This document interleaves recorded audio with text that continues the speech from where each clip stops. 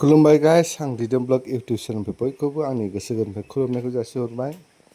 नोंथांमोननि सेराव आंनि उदालगुरि कलेजनि मोनसे ब्लग लाबोबाय आङो। बेयाव सासे लोगोनि गथ'खौ एडमिसन खालामनो थांदोंमोन नालाय, बेयावनो आङो एसे सुबिदा मोननायखाय उदालगुरि कलेजखौनो एसे ब्लग लाबोनोसै साननानै नोंथांमोननो देखायनो सानबाय। बेखौनो जोबजासिम नायलांगोन होननानै उदालगुरि कलेज हा माया लाइब्रेरि अ ओइ साइन्सनिया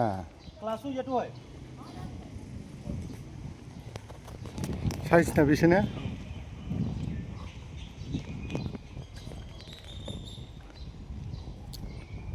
उदालगुरि कलेजाव फैनो मोनबायलै बेयाव मोजांथार माथो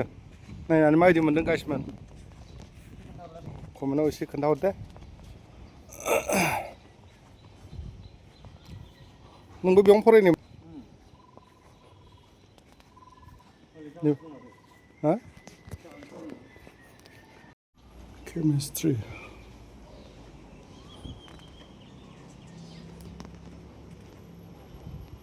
फिजिक्स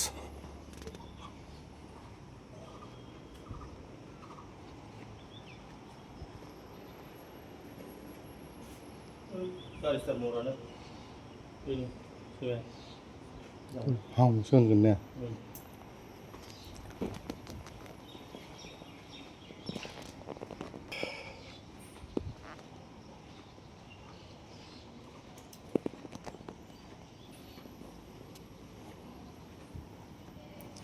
जूलॉजी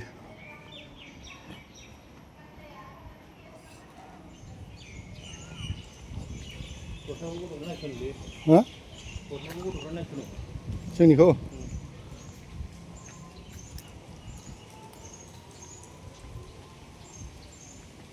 नुथोंसै माथो खालामबावनो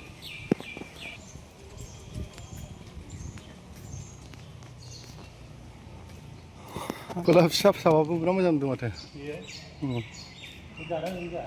जारा बिदिनो खालायो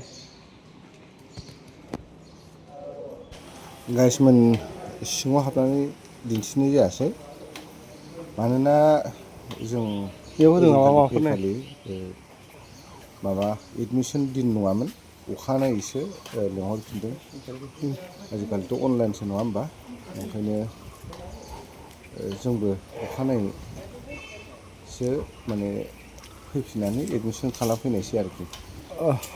सिंनि परिबेखखौ खोन्थानाय जायासै दे गाइसमोन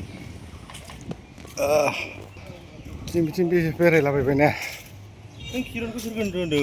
बिलाट फंबायखौ माबानिया बिलाट फंबाय नङा